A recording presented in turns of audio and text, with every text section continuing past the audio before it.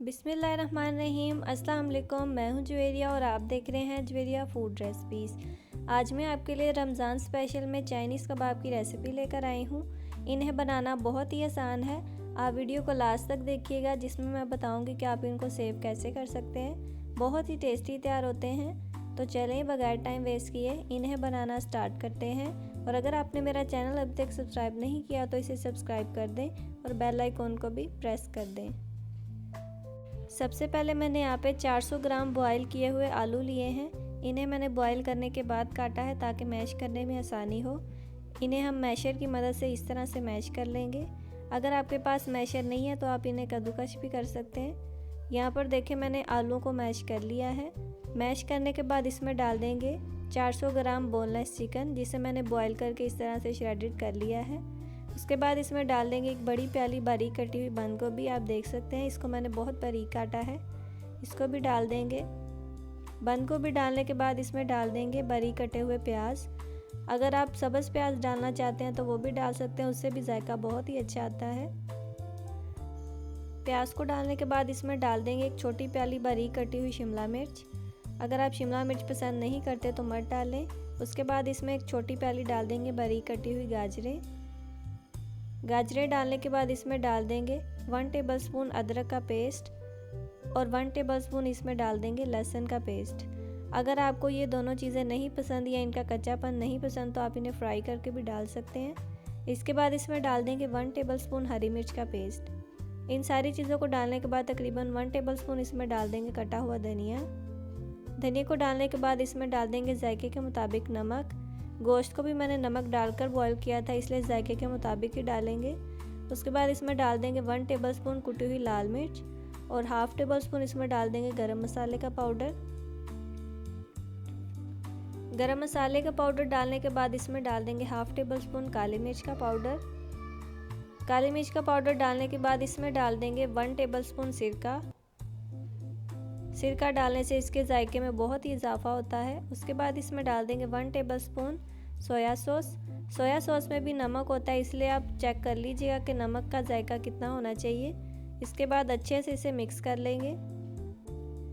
देखिए यहाँ पर मैंने सारी चीज़ों को मिक्स कर लिया, लेकिन इसकी अच्छे से बाइंडिंग नहीं हो रही, तो हम इसमें डाल देंगे 4 टेबलस्पून ब्रेड क्रम्स। इस तरह से डाल देंगे। ब्रेड क्रम्स डालने से अच्छे से कबाब बनते हैं और बाइंडिंग भी अच्छी होती है।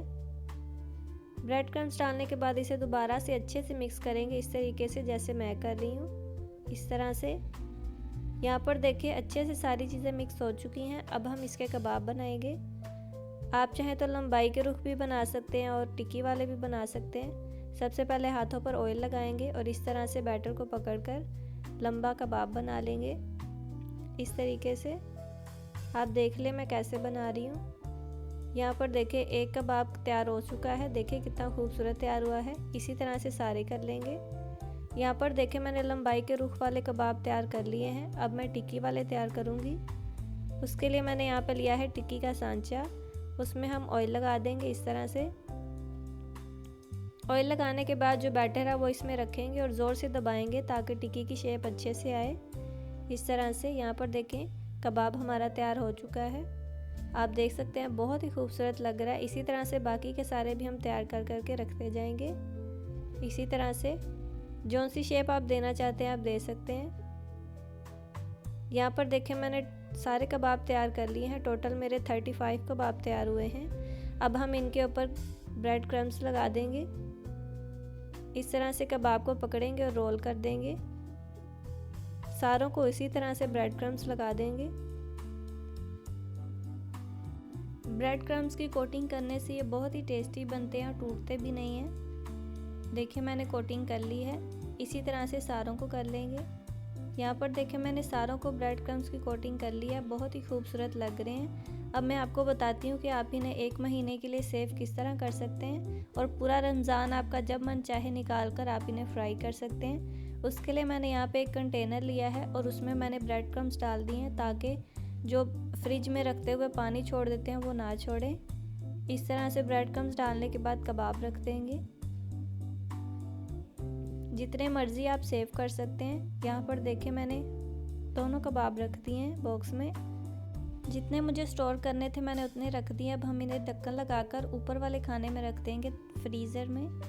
बाकी के मैं आपको फ्राई करके दिखाती हूँ। फ्राई करने के लिए मैंने 2 अंडे फेंट लिए हैं। उसमें इस तरह से कबाब को रोल करेंगे अंडे में और उठाकर गरम ऑयल में डाल देंगे। ऑयल को गरम करने के बाद हम फ्लेम को थोड़ा सा मीडियम कर देंगे और इसी तरह से फ्राई करते जाएंगे। गोल्डन ब्राउन होने तक दोनों साइड से फ्राई कर लेंगे। इस तरह से साइड चेंज कर लेंगे। देखिए कितना अच्छा कलर आया है। इसी तरह से बाकी के सारे जो रह गए हैं वो भी फ्राई कर लेंगे।